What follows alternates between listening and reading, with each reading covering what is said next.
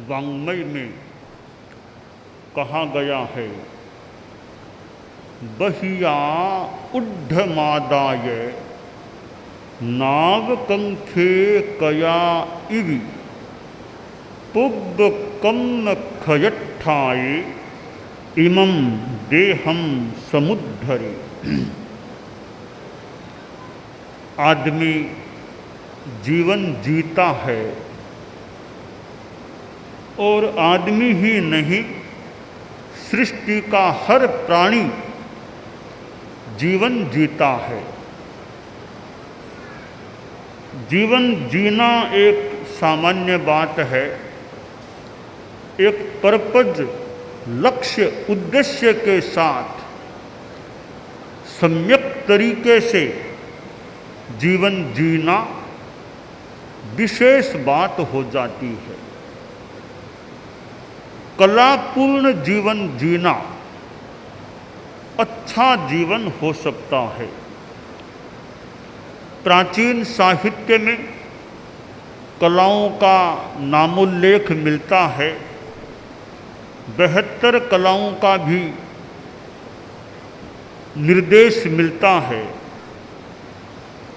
दुनिया में अनेक कलाएं हैं। वक्तृत्व कला है, संगीत कला है, लिपि कला है, चित्रकला है, नृत्य कला है, कई कलाएं हैं।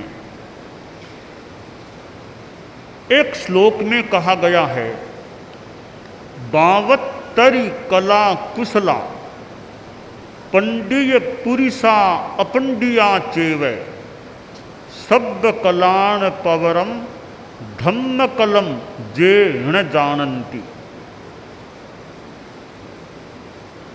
72 कलाओं में कोई कुशल हो गया, निष्णात हो गया, पंडित बन गया, फिर भी अगर सब कलाओं में श्रेष्ठ कला धर्म की कला को नहीं सीखा है तो वे पंडित और अन्य कलाओं में कुशल व्यक्ति भी अपंडित ही रह जाते हैं।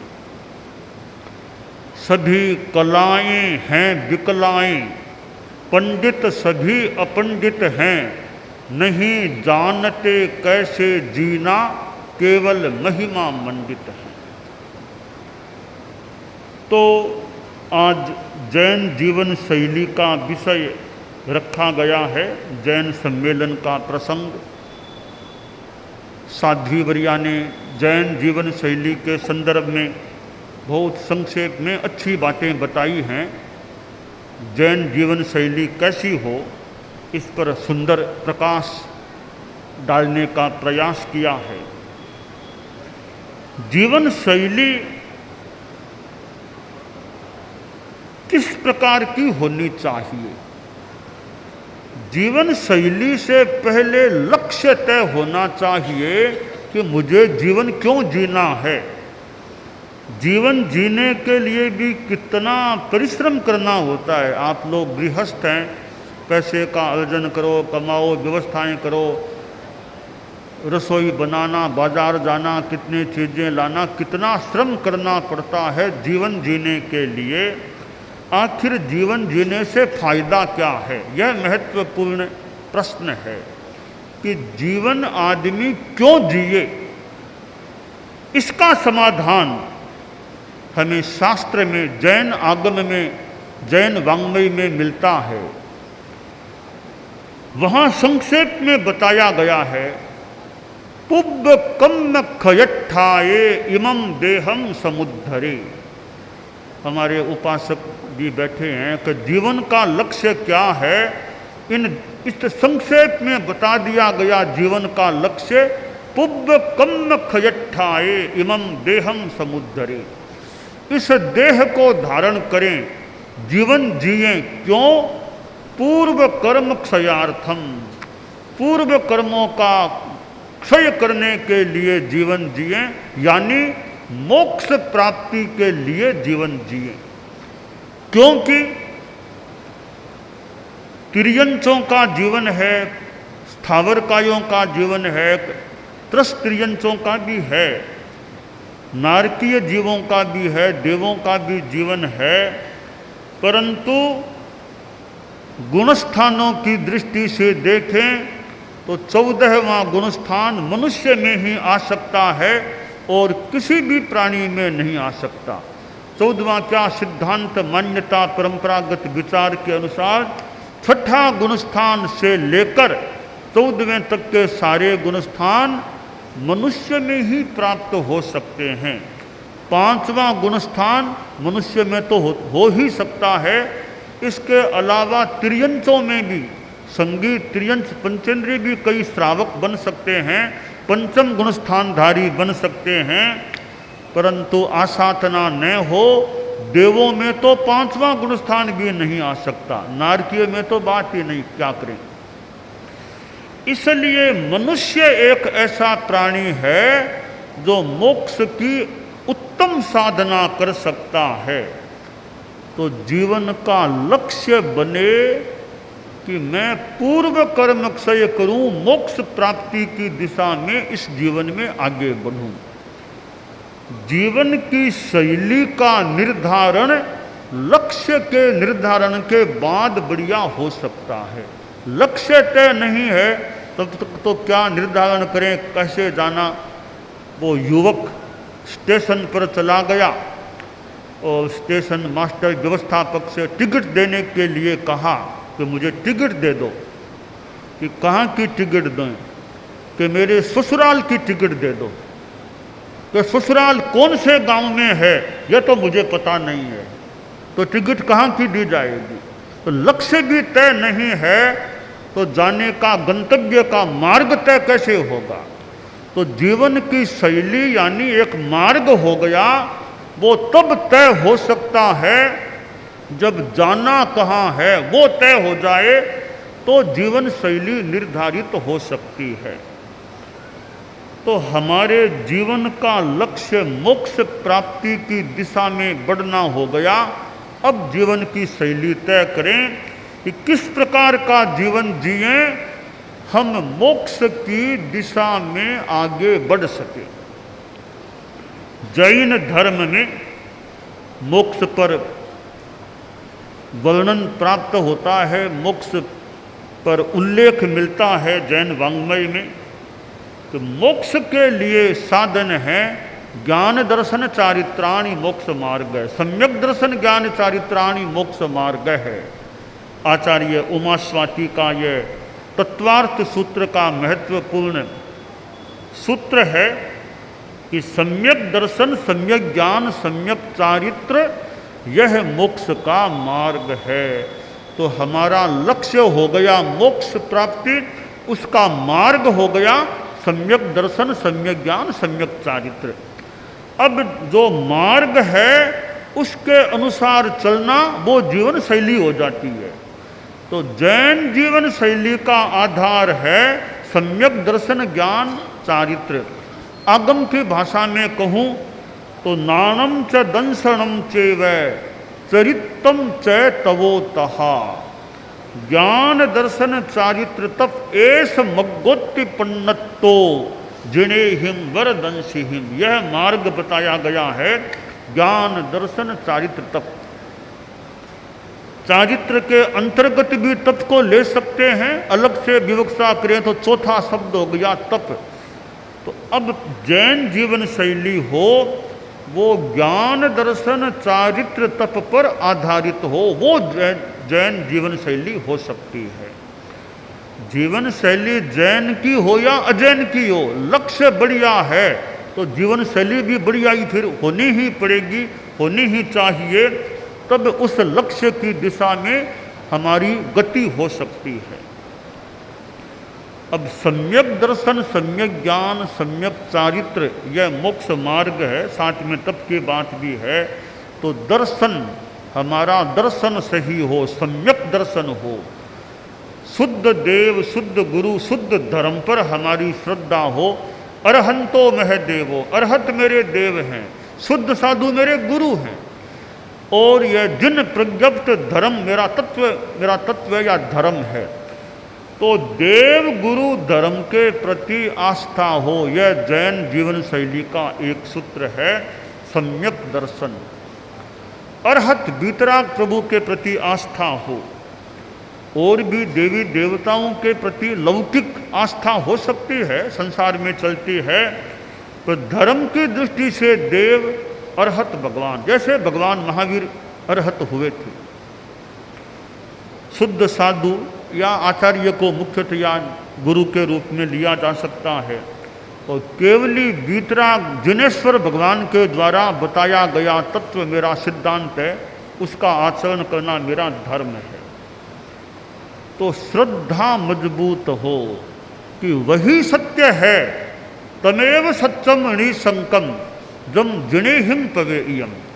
एक समस्या आ सकती है कि श्रद्धा सही हो, अब कौन से संप्रदाय की श्रद्धा को सही माने, तेरा पंथ की श्रद्धा को सही माने, एक थानकवासी को माने, एक दिगंबरों की माने, एक मूर्ति पूजकों की माने, एक और किसी की श्रद्धा को सही माने। तो श्रद्धा के लिए मेरी दृष्टि में एक मुख्य बात है कि तमेव सत्यम निसंकम जम जिनेहिम पवेयम। जो जिनेश्वर भगवान ने प्रवेदित किया है वही सत्य, वह सत्य ही है। और व्यवहार में मैं अपना तत्वबोध करूं, तत्वज्ञान अर्जित करूं, जो ठीक लगे उसको व्यवहार में स्वीकार कर लूं। और सम्यक दर्शन के लिए कसाय मंदता की साधना, क्रोध मान माया लोभ गुस्सा अहंकार माया लोभ ये मेरे पतले रहें तो सम्यक्त्व निर्मल रह सकेगी। तो जैन जीवन शैली का एक महत्वपूर्ण सूत्र हो जाता है सम्यक दर्शन। परम पूज्य आचार्य तुलसी ने नव आयामी जैन जीवन शैली, जिसका साध्वी भैया ने कुछ अभी उल्लेख भी किया, तो वैसे नव आयाम भी बताए गए, हम संक्षेप में चलते हैं। तो सम्यक दर्शन जैन जीवन शैली हो गई। इसके साथ नमस्कार महामंत्र, जैन कौन, जो नमोकार धारो, जो नमस्कार महामंत्र को धारण करे, नमस्कार महामंत्र का जप करे, वो जैन हो जाता है।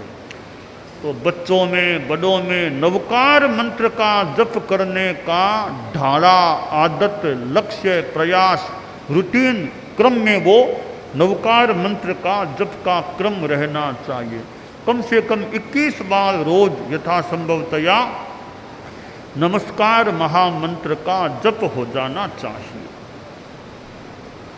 इधर तत्वज्ञान में नव तत्व को समझे, जीव अजीव, पुण्य पाप, आश्रव संबर, निर्जरा बंध मोक्ष, इनको समझे, सम्यक दर्शन पुष्ट रह सके। ज्ञान, सम्यक ज्ञान, हमारे जैन ग्रंथ हैं और भी ग्रंथ हैं, आगम हैं, ग्रंथ हैं, उनका जितना समय मिले स्वाध्याय होता रहे तो ज्ञान, सम्यक ज्ञान हमारा पुष्ट रह सकता है। और सम्यक चारित्र, आचार ठीक हो। जैन जीवन शैली जो गृहस्थों के संदर्भ में अभी चर्चित हो रही है, तो श्रावक हैं, गृहस्थ हैं, उनका आचार भी अच्छा हो। खान पान की शुद्धि की बात है, नॉन वेज से परहेज हो और नशा मुक्त जीवन जीने का प्रयास हो, ड्रिंकिंग, स्मोकिंग या इन चीज़ों से बचने का प्रयास हो, अंडा मांस आदि आदि ये चीज़ें भोजन में न आ जाएं। और ये जानकारी कर लें, पैकेट बंद भी चीज़ें आती है, लाल रंग है कि हरा रंग है, क्या रंग, उस आधार से भी जानकारी कर लें कि लाल रंग है, नॉन वेज है, तो non veg no, no non यानी नहीं, no non veg, no non veg नहीं चाहिए। तो पैकेट बंद चीज़ों पर भी कि नॉन वेज है तो भी दूर रखें, इनका घर में नहीं आए, ऐसा प्रयास होना चाहिए। और तो क्या, दवाई में भी पता चले कि नॉन वेज है, संभव हो सकता हो, तो दवाई के लिए भी नॉन वेज का उपयोग नहीं। एक बात कुछ काल्पनिक भी हो सकती है, कुछ वास्तविक भी हो सकती है, मैं अपने ढंग से बताना चाहूँगा कि नॉन वेज के संदर्भ में कि जैन गृहस्थों में नॉन वेज से परहेज किस रूप में हो। एक परिवार था, तो परिवार वैसे वो जैन नहीं था, मूलतः परिवार जैन नहीं था, वहाँ एक लड़के की जो शादी हुई, शादी में वो बहू रानी आई, वो जैन परिवार से आई थी, वो जैन परिवार की आई थी। मूल परिवार नॉन जैन ही था, बहू रानी जैन थी। उसमें जैन धर्म के संस्कार, नवकार मंत्र की श्रद्धा, खान पान का वो अशुद्ध नहीं खाना, आदि आदि संस्कार थे। तो कुछ वर्षों बाद जो नई बहू रानी आई, पुत्र हुआ, बेटा हुआ, वो बेटा बीमार हो गया। बीमार हुआ तो बेटे का दादा था, पिता था, परिवार के लोग थे, इलाज कराया। इलाज हुआ, फिर डॉक्टर ने कहा भले छुट्टी होगी, घर ले जाओ, इलाज हो गया, हॉस्पिटल से छुट्टी हो रही है, पर कुछ दवाई लेनी है, हॉस्पिटल से छुट्टी पर दवाई लेनी होगी, दवाई के साथ एग, अंडा भी लेना होगा, तब वो शरीर में ताकत आएगी। डॉक्टर ने लिख दिया कि दवाई रोज अंडा बच्चे को खिलाना है। बच्चा घर आ गया, माँ ने वो प्रेस्क्रिप्शन डॉक्टर का देखा कि अंडा लिखा हुआ है, तो माँ के तो वो संस्कार थे कि नॉन वेज नहीं खाना। तो बच्चे का दादा था, उसने अपने परिवार में अपने बेटे से कहा कि ये व्यवस्था करो, अंडे मंगवाने हैं, बच्चे को दवाई देनी है और रोज इसको अंडा भी खिलाना है ताकि शरीर में ताकत आएगी। अब वो बहू रानी थी, सोचा रे मेरा बेटा, मेरा अंगज अंडा खाएगा, तो मैं तो इसको तो मैं अपने संस्कार दूं। तो माँ ने बच्चे से कहा देखो मैं जैन परिवार से आई हुई हूँ, जैन धर्म में मेरी आस्था है, जैन धर्म में यह अंडा खाना निषिद्ध होता है, तो अंडा तो नहीं खाना चाहिए, तुम मेरे पुत्र हो तो अंडा नहीं खाना। देखो तुम्हारे दादाजी तो इस बात पर बहुत तुले हुए हैं कि अंडा खिलाएंगे, तुम्हारे दादा के सामने मैं तो ज़्यादा बोल नहीं पाऊंगी, ऐसे ही दादा से बोलती नहीं हूँ। अब तुम कितने मजबूत रह सकते हो कि अंडा नहीं खाना, वो तुम्हारे पर है, तुमने मेरा दूध पिया है तो अंडा नहीं खाना, मजबूत रहना है। माँ ने बार बार कह करके संस्कार भर दिए, नॉन वेज नो, अंडा नहीं, अंडा नहीं। ठीक है, बच्चे ने कहा नहीं मैं मजबूत रहूँगा, अंडा नहीं खाऊंगा। अब घर में दोपहर में जब भी दादा ने कहा लो अब अंडा लाओ, इसको मेरे सामने अंडा खिलाओ, डॉक्टर ने कहा अंडा खिलाने का, अंडा लेकर आए परिवार के लोग, ये अंडा। दादा बोला बेटा आओ ले अंडा खाओ, अंडा खाओ।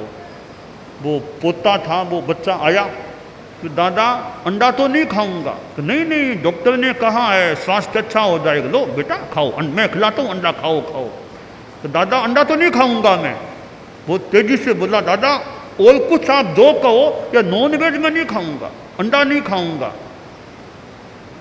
दादा बोला रे डॉक्टर ने कहा है अच्छे शरीर अच्छा बन जाएगा, शरीर अच्छा बने चाहे न बने, अंडा तो नहीं खाऊंगा मैं। एकदम मजबूत रहा।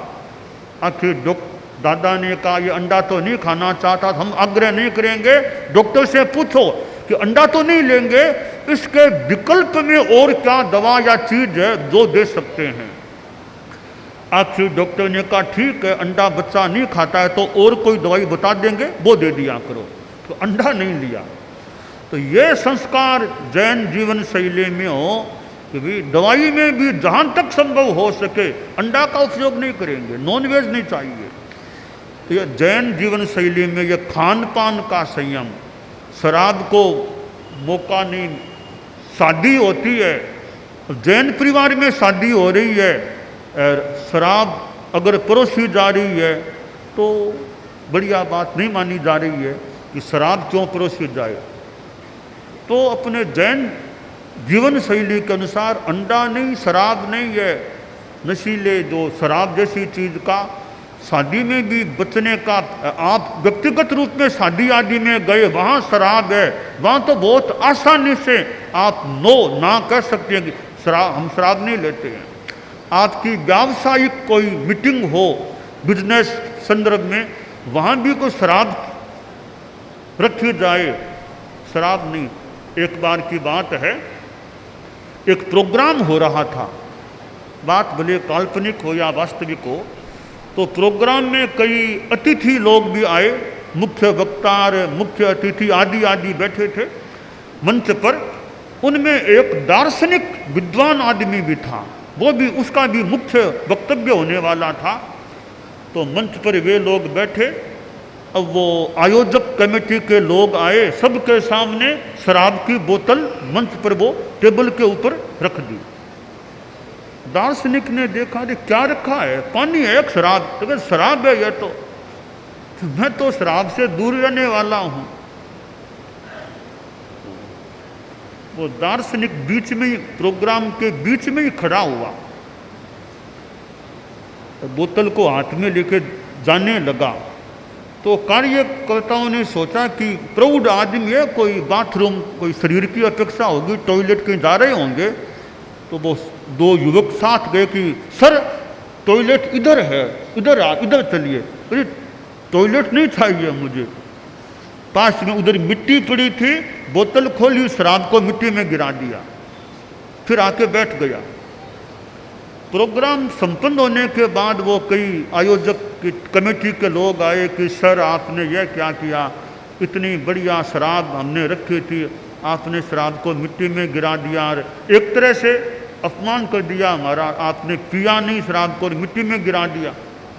तब दार्शनिक बोला कि भैया आप लोगों ने तो मुझे दे दी थी, मेरे लिए रखी थी, अब मैं शराब को पीऊँ कि नहीं पीऊँ, क्या करूँ, मेरी इच्छा की बात है।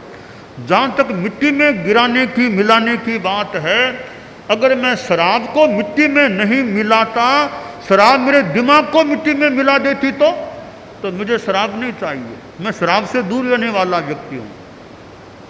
तो आप लोग जैन समाज के हैं, कोई आपकी समाज की यानी व्यावसायिक जगत की मीटिंग हो, वहाँ तो कई तरह के लोग हैं, जैन अजैन कई हैं, सबके सामने वो शराब रखी जाए तो ढक्कन खोल के क्या करना, फिर उसका पीने की जरूरत नहीं है, पहले ही कह दें भी हमारे सामने जरूरत नहीं है शराब की।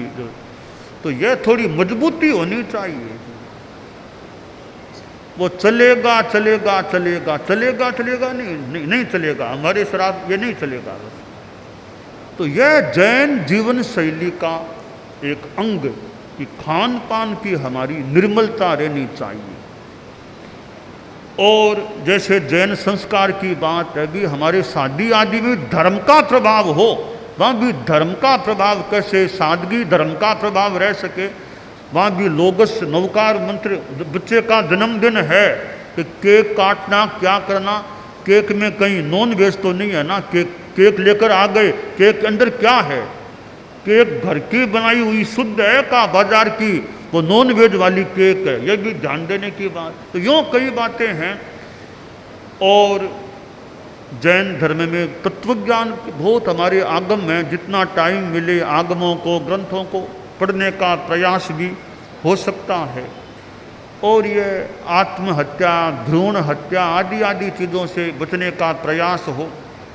तो इस प्रकार यह जैन जीवन शैली यानी जैन अजैन जीवन शैली बढ़िया होनी चाहिए। और जीवन शैली लक्ष्य के अनुरूप हो तो वो बढ़िया जीवन शैली लक्ष्यानुरूप हो सकती है। तो जैन धर्म में मोक्ष हमारा लक्ष्य है, उस लक्ष्य के अनुसार सम्यक दर्शन, सम्यक ज्ञान, सम्यक चारित्र पर आधारित जीवन शैली हो। और यह साथ में जमी कंद है आदि से बचने का प्रयास हो तो जीवन शैली अच्छी रह सकती है, जैन शासन के अनुरूप रह सकती है। दानान सेठम अभय पयाणम सच्चे सुया अणवज्जं वयंती तवे सुया उत्तम बंभचेरम लोगुत्तमे समणे नाय पुत्ते। अब जैन जीवन शैली में हम देखें, अब लहसुन है, प्याज है, शकरकंद है, गाजर, जमीकंद है, जितना संभव हो सके भी अनंत कायिक हैं, उनके भक्षण से तो बचें। जैन समाज की कॉन्फ्रेंस हो रही है कि प्रोग्राम हो रहा है, भोजन में लहसुन प्याज करना क्या जरूरी है? जैन समाज का ही तो सम्मेलन है, जमीकंद से बचने का प्रयास हो सकता है। जहाँ तक हो कि रात्रि में भोजन नहीं कराएंगे, जैन समाज की मीटिंग है तो रात में भोजन को जहाँ तक हो सके न रखा जाए, ऐसे रात्रि भोजन से परिहार का भी प्रयास रह सकता है तो जैन समाज में खूब अच्छा रहे। अहिंसा में हमारा विश्वास, मैत्री में विश्वास, प्राणी मात्र के प्रति हमारा मैत्री भाव रहे और जैन सम्यक दर्शन, सम्यक ज्ञान, सम्यक चारित्र और तत्व के आधार पर जीवन शैली रहे तो वो जैन जीवन शैली हो सकती है।